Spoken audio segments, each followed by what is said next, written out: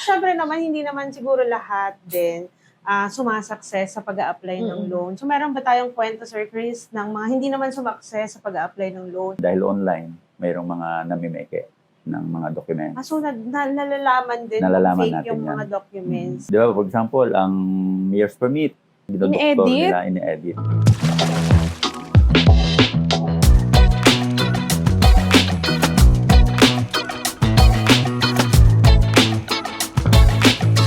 Magandang araw mga consumer at kanegosyo. Ako po si Zaira Monteclaro at welcome sa Buhay Isla Podcast, ang programang pangnegosyo, consumer at iba pa. Ako naman po si Patricia Zotomayor at ang programang ito ay hatid sa inyo ng Department of Trade and Industry, Mimaropa. Sa bawat isla ng Mimaropa, may kwento kang maririnig at makikita. Tara na't tuklasin ang buhay sa isla. Ayan, very isla vibes tayo today. Ang ganda ng set, blue na blue tayo. Even yung guest natin. Usap na tayo.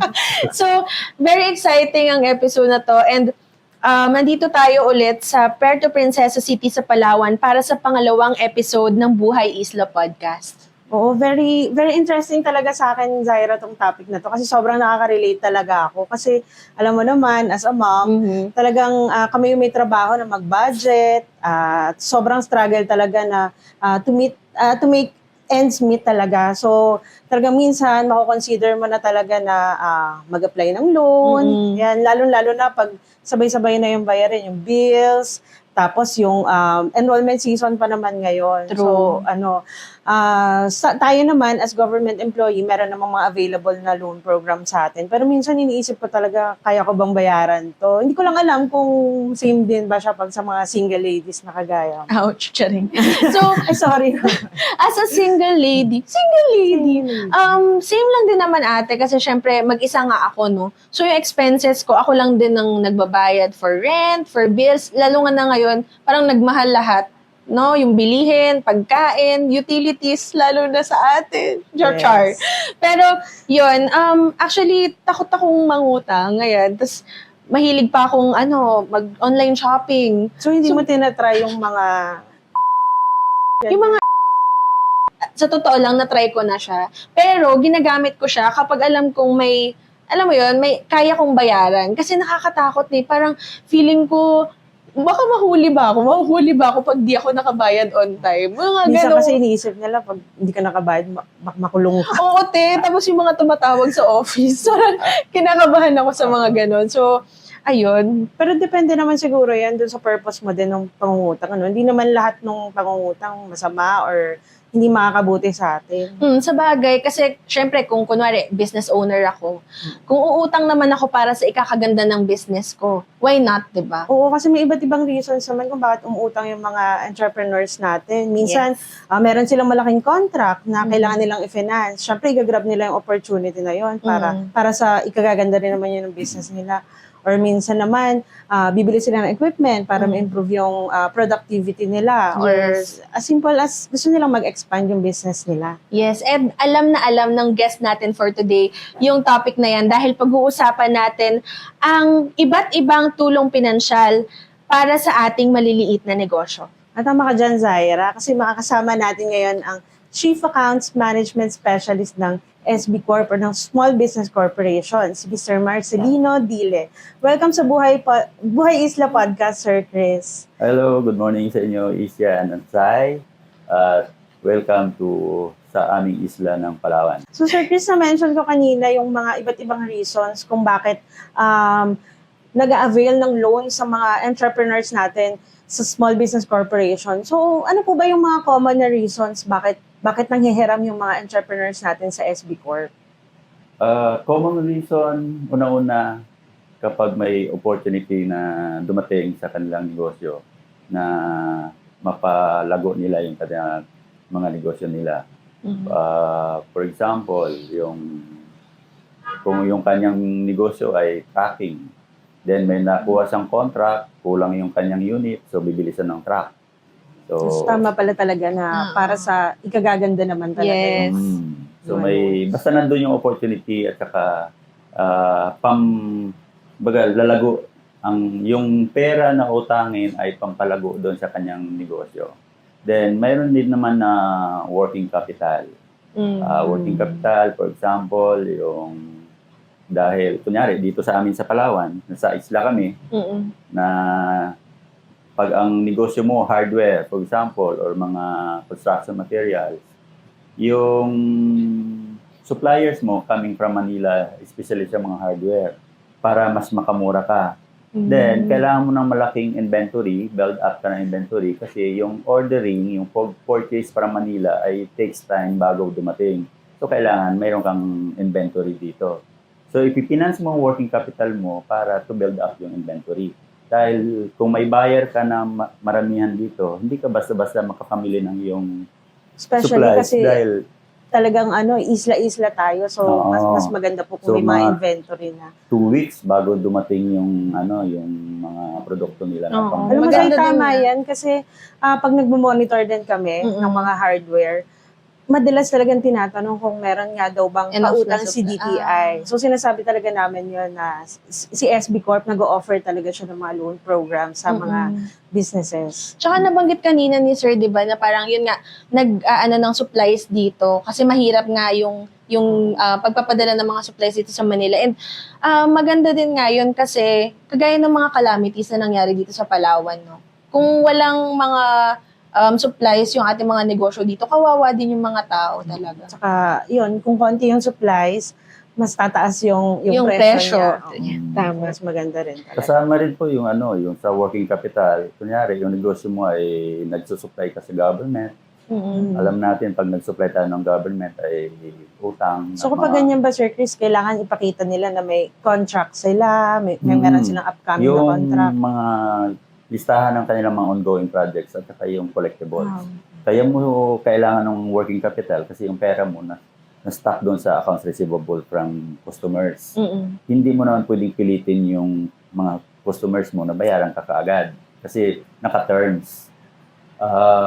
So, pupunta ka ngayon sa mga financial institutions katulad ng Small Business Corporation para umutang ka ng working capital para ma-finance mo yung bago mong project. So para yan, Sir Chris, dun sa mga existing na nating mga businesses dito. So meron din ba tayo for startup naman? Meron. Kalulaunch lang actually this year yung ating business Ay, expansion tama-tama, program. bago-bago. Yes. Not totally na startup, Okay. pero ito yung mga negosyo na operational for less than a year. Then at least 3 months na operational. Na mayroon kang maipakita at least na nagkaroon ka na ng benta for at least 3 months. Yung gano'n. O yan, maganda yan na malaman ng mga listeners natin na meron pala tayong kung 3 months ka pa lang, pwede na palang pala. umutang. Na may Especially kung permit. boom na sa 3 months pa lang, di ba? Gusto na nilang mag-expand agad or mas dagdagan pa yung kanilang inventory. Kasi yung ating regular program kasi, bago mag-qualify, yung before nitong business expansion program, at least 1 year kang may permit na at operational bago ka mag-qualify. Ito, in-introduce ito ngayong taon lang, yung business expansion financing, kung saan pwede ka mag-apply ng loan, but kahit less than 1 year operational, then at least 3 months kang na may ipakita na nakakabenta ka. So sir, since nabanggit niyo na nga po yung bago niyong programa sa SB Corp, para naman dun sa mga viewers and listeners natin na hindi masyadong alam, ano ba si SB Corp? Ano ba yung nabibigay niya? Can you give us like a brief background lang kung sino si SB Corp, ano si SB Corp, and yung iba pa pong programa bukod dun sa bago nating program ngayon for SB Corp? Siguro mas malinawan natin kung ano ba yung mga tawag dun sa bawat programa Yes, na and yun. kung saan sila pwedeng mag-apply, Oo, no? para pagpunta nila kay SB Corp, Alam na kung nila. i-avail tong Okay. Yung Small Business Corporation po ay isang GOCC, Government-Owned and Controlled Corporation na isang attached agency na magkakasama tayo sa DTI. Ang mandate niya ay mag-provide ng financing services para sa ating mga micro, small and medium enterprises. Pag sinabing micro, small and medium enterprises, ito yung mga negosyong ang kanilang asset size ay 100 million and below. So, micro, 3 million and below. Small ay more than 3 million but not more than 15 million. Then medium, more than 15 million but hindi magsobra ng 100 million. So, anything above 100 million, hindi na mandate ng SB Corp yung sa pag-provide ng financing services. Sa programa ng SB Corp, mayroon tayong dalawa, direct lending. Ibig sabihin direct lending from SB Corp, papautangin diretso doon sa negosyante. Then, pangalawa yung wholesale lending program. Wholesale, from the word wholesale, ang pera ibibigay namin dito sa nagpapautang din. For example, cooperatives, Tapos siya yung bangko, o siya magpapautang doon sa kanilang mga customers. Parang conduit. Parang Conduit, Mm-mm. Sa direct lending, ang pinaka-regular program natin na ngayon, yung steady program, yung Rise Up Multi-Purpose Loans. Under that, may tatlo tayo. Yung micro, ito po yung mga loans na 300 million and below. 300,000 and below. Between 30 to 300,000. Then first-timers. First-timers, kapag hindi ka pa existing borrower, pero ang pangangailangan mo ay more than 300,000 up to 20 million, pwede ka sa first-timers. Paano kung meron na akong first time, Sir Chris, na nag-loan na ako? Kailan ba ako pwedeng mag-loan ulit? Kung ang pangangailangan mo ay more than 300,000, Doon sa first time. then may existing borrower ka na for at least 6 months na repayment track record, pwede ka sa suki. Yun ang pangatlong program nung under doon sa multi-purpose loans ng Rise Up. Pero kahit na existing borrower ka, pero ang pangangailangan mo ay 300,000 and below, pwede ka doon sa micro.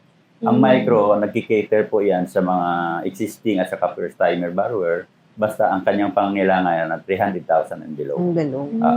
First-timer, more than 300,000 ang pangangailangan, pero wala pa talagang repayment track record sa amin, then at least 2 years ng existing yung business na may mayor's permit, doon sa first-timers. But sir, gano'n siya katagal usually na na-approve? Kasi meron sa amin sa Oriental Mindoro, parang, sir, nag-apply ako ng loan, parang gano'n. Mga gano'n kaya katagal yun, sir? Yung mga gano'n po, minsan naririnig ko sa mga kwentuhan, parang gano'n. So, usually po, gano'n katagal na-approve yung isang loan po ng mga negosyante? Normally, siya, may 3 stages kasi ang pag-apply online. Dadaan po yan sa credit. So, online pala, sir, yung Online po ang application? ating application. Lahat po, wala po ba tayong walk-in application? Online na ba ngayon Online lahat? po lahat. Pwede silang mag-walk-in sa mga ating mga negosyo centers. Pero i-assist lang sila nung I-assist lang staff. sila. To apply online O pa to rin. apply online. Wala talaga siyang mag-submit sila ng manual application. Pwede lang magpa-assist dun sa mga Opo. staff ng SB Corp. Okay. Sila pa rin ang gagawa dapat. Kasi yung mga personal information doon dapat silang magpo-provide. Saan na ba tayo? Doon sa tanong. So yun, so gaano katagal sir usually? Katagal. Normally, based sa amin charter ay dapat ma-process within 21 days. Pero yan, ang 21 days kasi magre-recon yan simula nung makumpleto mo yung documents. Hindi sa doon sa kung kailan nag-apply. Kailan ka nag-apply. Kailan Kasi nagtanong usually, lang. pag nag-apply ka ngayon, pero kulang-kulang pala. Yung sinapit mong mga dokumento ay kulang o di kaya mali. Bumabalik-balik yan sa system. Ibabalik na... So, nafi-feedback ka naman sila sa system. So, 3 stages. Borrower's Information Assessment. So, sila yung team na nag-verify ng ating mga submitted documents. Then, kapag nakapasa ka doon, pupunta ka doon sa Financial Performance Assessment. Ito na yung mga account officers na i-evaluate kung pag-aralan, i-evaluate kung magkano ang pwedeng ipahiram sa'yo. So, nandiyan na yung mga interview, virtual, at saka... Virtual na din. So, ang dali lang pala sa SB Corp kasi online na, virtual. Pero di ba sir, meron din na yung pumupunta talaga sa site para tingnan kung existing or wala kayong ganun? Meron. Kapag first-timer na borrower, puntahan ka dapat kung ang iyong loan application ay mag-qualify ka sa more than 500,000. Okay. Pero yung sa mga 300 pataas, pababa, hindi naman kailangan. 499 pababa, pwede ng virtual. Okay. Mas madali pala para sa mga borrowers, no? Mayroong yung sa micro, yung 100,000 and below, mas mabilis yun kasi halos... So, pag mabilis, sir, gaano kabilis yung mabilis? Ibig sabihin, Halos Days or 1 week? Pwede na ba? kung Mabilis na ba maabutan kung hindi lang dahil actually sa build up ng accounts, dahil sa dami na nag-apply sa dami. atin, ay kayang mag-process ang isang account officer doon sa 100,000 and below kahit mga 10 isang araw. Mga ganon. Mabilis yun. Yung 300,000 and below. Kasi actually, minsan po, di ba, yung mga businesses, yung pangangailangan nila urgent kasi may Oo. hinahabol silang contract. So, possible naman siya na ma-process din. Basta kompleto yung document. Basta kompleto yung document. Kaya, kasi kailangan ng negosyante yan. Dahil, di ba, nabanggit natin kanito yung opportunity. Minsan, yung opportunity nandyan bigla lang. Bago kung ma-process mo ng hindi ka agad-agad, mawala na yung Wala yung possible na opportunity. Yung kontrata, for example, ibibigay sa iba.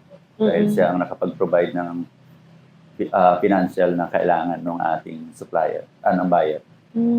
So sir, iba-iba pala talaga yung mga loan programs na binibigay ni SB Corp. So sir, 'di ba meron ngayon mga loan programs sa bangko? May uso na rin yung mga loan programs online, di Bigla ba? nagpa-pop up, One- nag-browse Pwede mo ka. sabihin yung tapos- yung mga ganun, di ba? Pag naglalaro ng mga ano. So, anong difference niya, yung pautang ni SB Corp dun sa mga existing na lending programs ngayon? Itong mga online, normally, matataas ang interest rate niyan. Ang interest rate natin sa SB Corp ay maximum na yung 12% per annum or 1% per month. Then, walang collateral. Mataas na yun, Sir Chris. So, may mas lower pa doon? Meron. Meron pa din. Kapag suki ka na, yung doon sa Rise Up, kapag may... Pwede rin pala ang suki sa panghihiram, no? Suki ka na mauutang. Pwede mo. Oo. Kasi kung marami na siyang mga contracts, marami na siyang And good mga payer. projects. Tama, dapat ang good ginagawa ng payer. SB parang rewarding. For example, existing borrower ka na may magaling ka magbayad na mayroon kang repayment track record ng at least 1 year. So, dati mong interest rate, 12, gagawin natin 11 sa sunod mong Bababa. Strategy din siya. Strategy Parang nire-reward strategy mo. din siya ng SB Corp para din makasingil Maengganyo, or maging good payer din yung mga pinahiram. Kasi medyo nandun din yung challenge, Sir Chris, di ba, na kung paano naman babalik sa SB Kukolekta. Corp yun. Kasi, syempre, kailangan din makakolek ng SB Corp para mas madami pa rin silang mapahiram, Matulungan, yes. matulungan. So, balik tayo dun sa question ko kanina, sir. Ano yung difference? yun Bukod nga, dun sa interest malaki rate. interest rate bago makapahiram sila ng clean loan ng limited lang. Mas maliit, parang magkano lang yan? 30,000. Sa atin, ang plain loan natin na yung pwede ka mangutang walang collateral, up to 5 million sa SB Corp.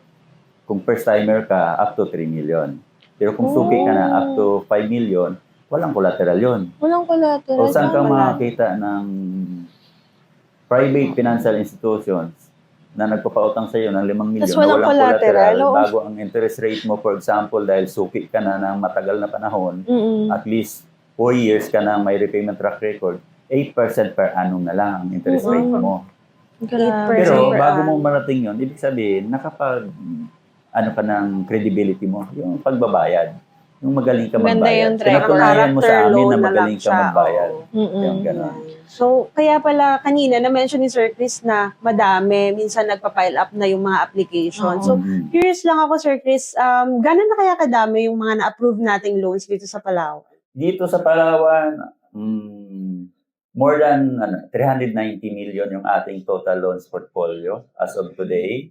300. 390 million. For Palawan lang yun, sir. Palawan na yun, composed of 2,190 plus borrowers. Grabe. So, Magkano, sir, yung Sige. sorry. Kasi sobrang curious ako. So, magkano na, sir, yung pinakamataas na na-approve utang. natin Oo. na loan? Wala namang may nag-offer ng dito, siguro ang pinakamataas dito, not sure, pero based on kung paniwalaan ko yung aking memorya, siguro mga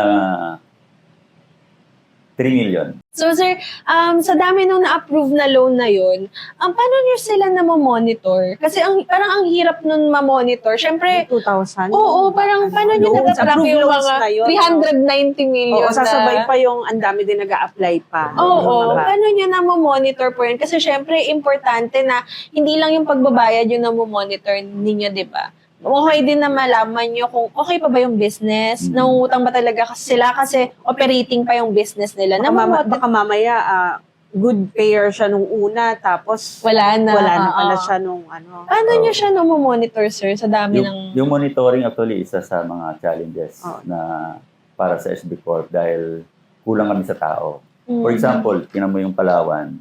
Palawan ay parang kung titingnan mo yung mapa from Luzon, Visayas to Mindanao, yung kanyang yung south is, di ba, yung pinaka-south, ang north, doon, kapantay na ng Luzon, yung gitna, kapantay na ng And Visayas. ilan lang kayo, Sir Chris, na Dito sa Kami Palawan. dito ay tatlo. Ako Tatlo. ay, ano pa siya. Dun sa tatlo sa 2,000. So, may dalawa akong kasama dito. Mm-mm. Hinati nila yan yung south saka north. Ang ginagawa araw-araw niyan ay actually yung monitor mo lang naman yung yung mga hindi nagbabayad. Yung okay. medyo sumasablay. So tawagan nila araw-araw yan para kumustahin. Ngayon yung mga hindi makontak, yan ini-schedule para sa Puntahan. So ganun lang siya. Hindi mo naman puntahan lahat. Oo. Tapos anong nangyayari, sir, kapag pinupunta, may letter ba? Or... May mga letters na kaagad Kasama na bang police? Hindi pa naman. Huli Huli na agad. Pero sasabihin ko sa inyo, stricto kami mangolekta. Oh. Kasi hindi lang tayo magaling magpautang, kundi But dapat strict po, magaling tayo paano po yung mangolekta. strict? Dapat po ba pag pinuntahan nyo na sila, dapat makabayad na sila Makabayad na ba on the sila? day? Or paano po ba yung payment online naman gagawin? Or sa inyo ba ibibigay? Bawal kami mag-accept ng payment. Okay. Lahat, mayroon tayong mga payment centers ng GCash, Palawan Pawn Shop, mayroon ding Maya. So, madali na mag-apply, madali din naman palang Magbayad. Oo, doon na magbayad. Pwede sila magbayad doon. Makipag-negotiate. Maluwag ang SB Corp actually sa pagdating sa yung mga, basta makikita natin na may willingness pa na magbayad, may negosyo pa, may source of income pa, madaling mapag-usapan yan yung pag-restructure ng ating mga loans. So, bukod, Sir Chris, doon sa pagmamonitor natin ng mga non-moving na accounts natin, nakaka-monitor din ba tayo or nakakarinig tayo ng mga success stories naman, yung mga napahiram natin, na naging maganda talaga yung result sa kanila nung napahiram sila ng SB Corp? Meron po ba tayong mga success stories? Meron naman, marami. Kasi sa dami ng ating borrowers dito, wala tayong papangalaan ng borrower or client. Pero ikwento ko lang na mayroon kaming mga kliyente na yung napapagraduate. So kung ang level mo dati, ang negosyo mo ang laki ay micro ka lang, dahil sa assistance ng SB Corp, or maybe hindi lang SB Corp, DTI din siyempre, kasi assisted ng karamihan sa mga kliyente ay assisted naman ng DTI, napag-graduate natin from micro to small. Ibig sabihin, lumaki yung kanyang negosyo. Nakalago natin. Din mayroon din yung from small, naging medium. At finally, tuwang-tuwayan kami kapag yung marami kaming napag-graduate, biro mo yung from medium, naging large. Parang ako, sir. Oo. Hindi naman. Parang bilang large, pwede na ba akong mangutang? Hindi ka na pwede kasi... Ay, hindi na. Hindi naman na pwede. Sorry. XL na ba, te? Sorry. So, napakaganda pala. No? Ang dami din pala talagang natulungan ni SB Corp. Pero, nakakatuwa kasi ang dami na nating agad na saga. Parang information overload. Pero, maganda dyan, marami din matututunan yung ating mga manonood from Sir Chris. Pero before natin simulan or before natin ituloy yung ating kwentuhan, sasagot muna tayo ng isa sa mga madalas na itanong ng ating mga negosyante. Ano nga ba yung mga kailangan pang irehistro ng ating mga negosyante after nila kumuha ng DTI Business Name Certificate? Sagot ka ni Ate Ruby sa ating special segment na #RubyReads. Hello mga kanegosyo at consumer! Narito tayo ngayon upang magbasa ng katanungan mula kay Aling Obang para sa #RubyReads. Sis, gusto ko magpatayo ng food shop. Saan ako magpaparehistro?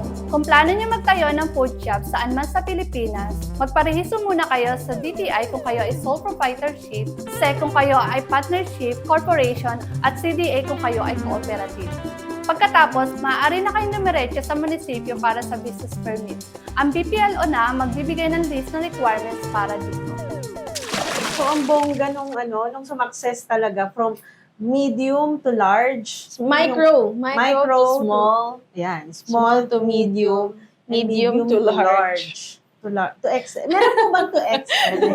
Ayan. So, syempre naman, hindi naman siguro lahat din sumasakses sa pag-a-apply ng loan. So, meron ba tayong kwento, Sir Chris, ng mga hindi naman sumakses sa pag-a-apply ng loan? Meron bang ganun? Ano yung common reasons kung bakit hindi sila na-approve yung mga applications for loan? So, hindi pa ba sila ready na umutang? So, paano po ba yun? Actually, marami yan. Yung mga hindi sumakses sa pag-apply. Kadalasang reason, kaya mamaya i-discuss natin kung bakit kung gaano ka-importante pangalagaan yung ating credit track record, yung record. Kadalasang reason, yung mayroon kang utang na dating hindi nababayaran. Kasi yung SB Corp member siya nakikita ng... pala yun, Sir Chris. Like for example, kung 5 years ago yun, 10 years ago. kahit nakikita hindi ba- sa SB Corp. Oo, kahit hindi SB Corp, nakikita natin. Nakikita yon. Yung mga records sa mga credit cards, yung mga unpaid credit cards, iba-ibang mga bangko. Yung credit score, Yes. nakikita nyo po. Nakikita That's why, yun. di ba kanina na-mention mo, parang nakakatakot na Yung Oh, shucks. Oo. on time ka ba magbayad, Zai? Oo naman. Ayan. Din yung iba naman, yung during evaluation, wala naman talagang paggagamitan. Ayun. So, ini-encourage na huwag na lang ka muna mangutang. Then, Kasi at kung saka walang plano, walang hindi plano. natin alam kung saan talaga gagamitin. So, may Nag-abroad normally pala. na ano yan, na Travel nadadivert Mga yung travel funds sa books. ibang purpose. Oo. Hindi doon sa purpose na yung gusto niyang, yung sinasabi niya sa amin. So, ibig sabihin, yung negosyo niyang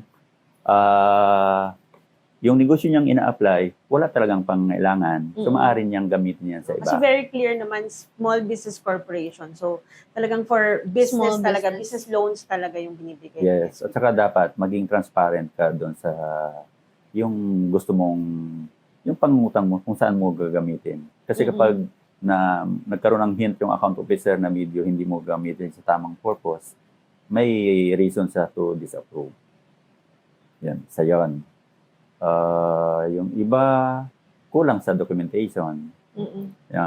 Mayroon pang iba, minsan dahil online, mayroong mga namimeke ng mga documents. So, nalalaman din Nalalaman kung fake natin yung yan. mga documents. Ano mga Paano documents yung yung- financial statement ba yan? Di ba, for example, ang mayor's permit, inano nila, dinodoktor In-edit? nila, ini-edit bago pinupost sa on. So, Yun ang paano yung ina-upload nagiging nila. process ng verification natin ng service? Mayroon tayong team ng verification team. Sila yung medyo nakakaalam talaga ng So, kung may paano nila naka-assign na ma-detect. team talaga. Dumadaan sila doon. Dahil, yun, di ba, yung program natin, at least 1 year kang operational, mag-present ka ng 2 mayor's permit, yung isang last year at saka isang current year. So, para to make it appear na qualified na siya, dodoktorin niya, kahit na yung business niya ay nagsimula lang this year, dodoktorin niya siguro yung for last year para mapakita Para kunwari niya. na meron silang mayor's Para makapag-establish siya na may track record. So, yun yung mga ganun. Grabe. At saka Yung yung, mga kaya palang gumawa ng gano'n. saka yung upon evaluation, hindi kayang bayaran ng inuutang mo based sa income ng negosyo mo. Yan yung Mas malaki sinasabi pa dun sa kanina. utang. Capacity to pay. Oo. So, yun yung So, mga kailangan pagdaanan usual yung stages reasons. na yun. Para hindi rin mahirapan yung SB Corp na Mm-mm. maningil. Kasi pagka hindi nila nagawa yan, yun, doon na magkakaproblema din yan. So, Even dun risky sa talaga. mga business din, parang maganda din na talagang nafi-filter ni na sir yung mga umuutang para hindi malubog sa utang ba yung Oo. business. Oo. Kasi hindi ka na nakakatulong. Nilubog mo pa yung negosyo. Oo, tama. Hmm. So sir, meron ka bang advice para dun sa mga small businesses na gusto pang mag-apply ng loan? Para madagdagan yung ilan ba? 300 million yung nag-apply. Basta may pangailangan at saka magagamit yung loan na yun para sa ika-uunlad ng kanyang negosyo, yun ang dapat mag-loan, Ano bang tanong? Advice? Advice po para Advice sa... na- yung mga dapat nilang i-consider before sila mag-apply ng loan. Alamin siguro nila. Ready na ba kami? Ready na ba Oo. ako? Kaya ko ba ito? Siguro, una-una, i-evaluate niya muna yung business niya kung mayroon siyang steady na income. Mm-mm. At saka, dapat clear kung yung loan na yon ay saan niya gagamitin. For example, ang pangutang kasi, kung yung income mo ngayon, regular na wala kang utang ay, kunyari, piso. Mm-mm. Pag nangutang ka, mag-increase yung income mo ng dos. So, may piso kang additional na income. Ang interest rate, for example, sa piso na additional income, ang interest rate doon portion na pambayad mo ay mga 10%. So, tumubo ang 90%. Mm. Hindi mo yan, kasi minsan, yung iba natatakot dahil yung sa word na pangungutang. Pero kung hindi ka basta-basta lumaki ng medyo mabilis, kung hindi ka mangutang, kung gagamitin, yung ipunin mo lang yung from the income sa business, bago yun ang Napag-iwanan ka na nung Oo. utang. Oo. Kasi minsan kailangan din ng mga business na makipagsabayan sila dun sa mga Mag-risk, debt. Oo. kumbaga. saka nawawala yung opportunity. Oo nga. Di ba mayroong kasabihan na opportunity only knocks once ba yun? Once. Minsan twice po siguro. Minsan twice. Pwede, gawin natin thrice. Sa tagal ng process, naging 4 times. Nag-knock. Sige. So, kailangan pala bago siya dumaan sa assessment ng SB Corp, mag-self-assessment din Oo, siya kung kung kaya niya. Kung Kailangan ko ba? talaga. Oo. Yan.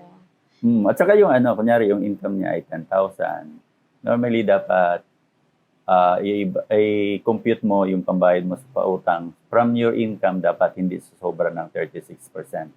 So for example, 10,000 yung net income mo, dapat ang pambayad mo lang sa utang diyan mga 3,600. 3,600. Below that. Para may buffer Meron ka ka pa. pa rin. Hindi lang puro napunta doon sa utang. Siguro Wala maganda nang din yung umikot na pera sa Siguro maganda din yung i-apply sa personal, no? Baka Oo nga. yung buong sweldo mo na sa... Oo nga, kay sir. Kasi ngayon medyo aayusin ko na yung expenses. So, ayun. Sir Chris, meron ka pa bang gustong sabihin sa ating mga viewers and listeners? Baka may, baka may gusto kang i-shout out. Yung mga hindi pa nagbabayad.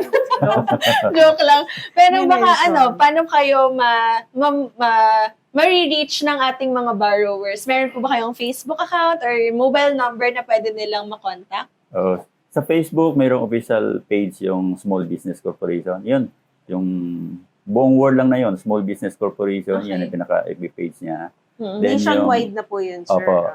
Wala dapat ibang Facebook page, isa lang. Sila Yung Small talaga. Business Corporation lang. Kasi baka maano tayo ng mga So, kahit scammer. from Palawan, from Mindoro, Wala kayong mga Marinduque, separate pages? Wala isa lang dapat, po yung- wala dapat. Isa lang yung Isa lang po para talaga yung pwede nilang centralize yung pag-relay ng information. Maganda Then- ma-mention natin yan, sir, para walang naliligaw na mga Hindi, tsaka inquiry. walang masascam. Yeah. So, yun. Clear yun, isa lang. Uso scamming kasi ngayon eh. Oo. Then, yung website natin, www.sbcorp.gov.ph. Yung link naman ng ating kung paano mag-apply ng online, yung brs.sbcorp.ph. Mm-mm. Then, yung ating mga, dahil malaki yung Palawan, yung ating mga negosyo center sa mga bawat munisipyo, pwede silang mag-walk-in doon, mag-inquire. Alam naman ng ating mga negosyo center staff kung paano sila So, ano yung i-assist. scope, Sir Chris, ng pwedeng maging assistance ng negosyo centers? I-assist lang or magsagot lang ng mga inquiries? Magsagot ng inquiries, then i-assist sila na mag-apply online, pero hindi up to na yung negosyo center staff ang mag-upo doon sa harap ng laptop or ng computer na sila ang Mag-register. mag-fill up online. Dapat yung talagang tao Dapat mismo. yung borrower mismo Mhm. yung Isusupervise lang po mag-fill up. nila kung paano. Opo. Pwede rin pong kadalasan dahil yung mga negosyante natin ay mga busy persons yan. Then yung iba medyo may edad na, Mm. hindi sa techie. Mm-mm. So, ina-advise namin na magdala sila ng mga Isang medyo kasama. bata-bata, yung Tama, anak, tama. apo, ng mga lola, Mm. na mas nakakaintindi doon sa process ng online. Mm. Yun ang ina-assist minsan ang ating mga field staff. At ang Parang- application, Sir Chris, walang bayad ito. Walang bayad. Wow. Buti naman, no? Wala nga So, service fee yung ating Walang Rise service Up. fee, online, virtual ang interview. Libre. Libre. Libre mag-apply. Yun ang importante sa lahat, libre. Yes. At mababa ang interest. Yes, perfect. Isa yung sa advice pala yung kanina. Dapat kung kailan ka mangutang, kung tatingin mo ay sa ngayon, for example, yung panahon ngayon, kung mababa ang interest rate, i-grab mo. Ayun. Kung bababa So ang may interest time pala, rate, Sir Chris, na iba-iba Tataas rin din? pala yun. Tumataas, bumababa yung interest. oo, especially kapag yung, depende, sumusunod tayo sa ano ng government minsan, kapag mataas yung ating cost of borrowing. Ayun. Although, yung SB Corp, dahil wala naman tayong binabayar, yung sa mga bangko kasi may cost of money sila, yung deposits. Mm-mm. Binabayaran nila, di ba, yan ang source of funds nila para i-grant nila sa borrowers. Sa atin naman ay mayroon tayong corporate fund, mayroon tayong P3 fund. Itong P3 fund, ito yung yearly binibigyan tayo ng national government. So walang cost. Ang pinaka-cost diyan yung salary namin, yung salary dahil una-una SB Corp ay parang ino-operate mo as private Yes. corporation na dapat yung income namin doon lang, yung expenses dapat within that sa income. Din sa So income. hindi sa yung Kaya importante din talaga makasingil din talaga. makasingil, mapaikot yung pera. Kasi kung yung pera mo, marami kang pera pero nandun lang sa bangko, hindi mo na papautang, hindi rin kikita. So yun. Ang galing. Ang ganda ng topic natin for this episode, no? And ang dami ko talagang natutunan. Thank you, Sir Chris. Baka may gusto ka pa pong idagdag. Baka po gusto nyo basahin yung listahan nyo. Listahan po ba yan ng mga sisingil? Patricia Marami ito, hindi ko nabasa Sotomayor. kanina pa. Zaira Monteclar. Uy, wag kang gano'n. So, if wala na po kayong... Meron po ba kayong gustong sabihin? Kasi parang siguro gusto ko lang rin i-discuss para mas maintindihan natin yung mga, kung kailan sila pwede dapat mangutang. Ayun. I-discuss din natin kung bakit hindi dapat sila mangutang. Okay. Yung una-una, yung kunyari, sa ngayon, nagsastruggle sila magbayad ng kanilang mga bills. Bakit ka pa mangungutang kung wala ka ng mga pambayad?